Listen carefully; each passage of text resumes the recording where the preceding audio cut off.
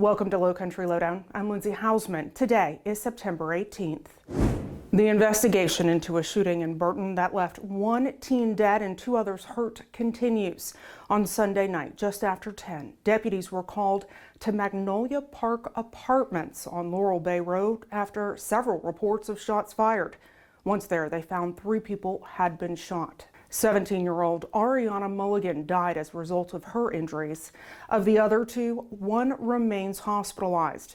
Anyone with information is asked to call Master Sergeant Duncan. His number is 255-3418.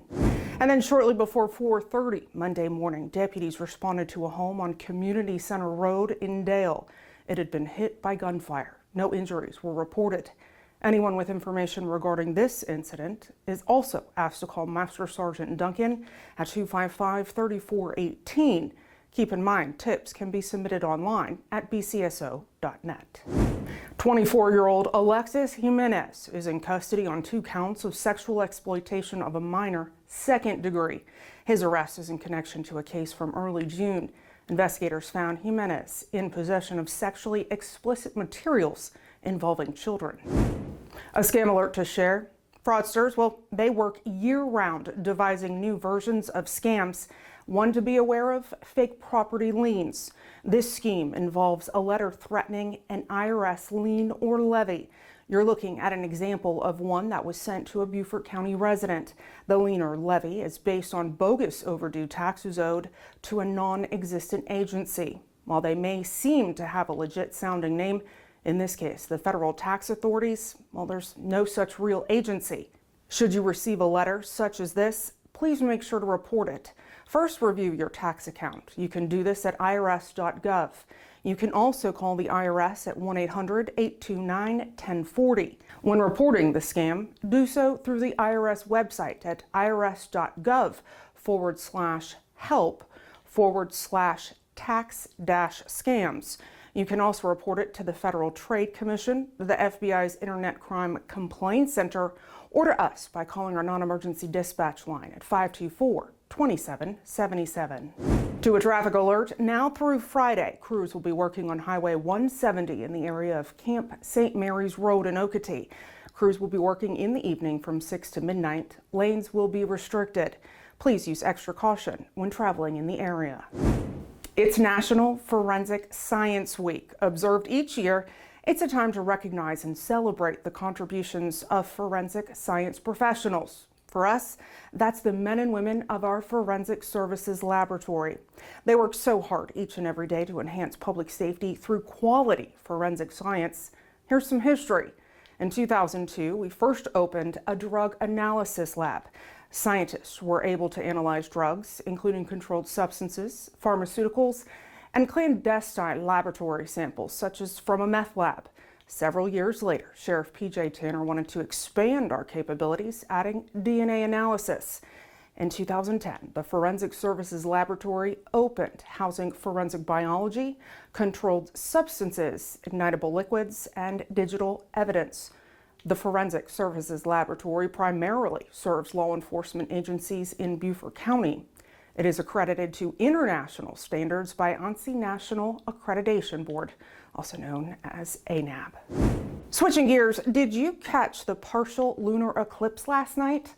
This photo by Lindsay Dodd was shared by WJCL's chief meteorologist Jeremy Nelson. Now, I caught the eclipse at its peak, but when I went to film it, it had already ended. The eclipse started at about 10:12 and then ended an hour later.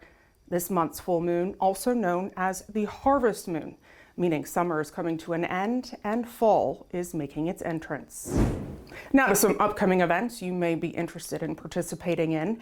Tomorrow night, Nexus Care of Beaufort County, formerly known as the Alcohol and Drug Department, is hosting an awareness event for National Recovery Month. It's called Recovery is Worth the Walk. It'll be held from 6 to 8 at Battery Creek High School. This event is free and open to the public. On Saturday, a free document shredding event for Beaufort County residents.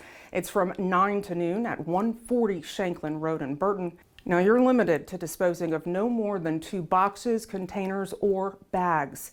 For more information, visit BeaufortCountySC.gov, or you can call the Solid Waste and Recycling Department at 255-2736. In Bluffton, the 35th annual Beach Sweep River Sweep will take place on Saturday morning from 9 to 11:30. The event kicks off at the Oyster Factory Park, which is located at 63 Wharf Street. Residents, kayakers, and boaters will take to the May River and the streets of Old Town to clean up litter. Please use extra caution during this time if you are in the Old Town, Bluffton area.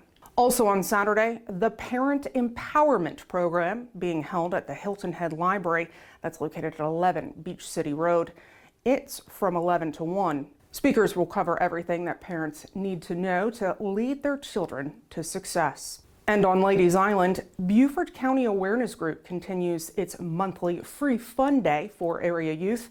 That's Saturday from 10:30 to 1:30 at Friendship Baptist Church, located at 36 Friendship Lane. And going back to this past weekend, several of our deputies made sure to drop by the event at Eagles Field in Bluffton, DJ's Day of Giving Back to the Community. The event is in memory of a teen, DJ Fields, whose life was cut short due to gun violence in 2021. The event included One Blood's Big Red Bus for blood donations, a walk, food, music, bouncy houses, and more. And lastly, we would like to recognize Sergeant Aaron. He's a patrol supervisor working for our Southern Enforcement Branch. A week ago, during the City of Beaufort's Patriot Day ceremony, the Exchange Club of Beaufort awarded him with the Law Enforcement Officer of the Year Award. We're proud of his hard work and dedication to the residents and visitors of Beaufort County. Now, that event was just one of several that members of our agency attended on September 11th. Do you have something that you'd like to know more about or see covered here on Lowcountry Lowdown? Please feel free to send me an email at lindsay.hausman@bcgov.net. Of course, if you haven't already, follow us on all of our digital and social media platforms. We keep you up to date, in the know, and of course, you can engage with us. Thanks for watching this week's episode. We'll see you next week. Stay safe.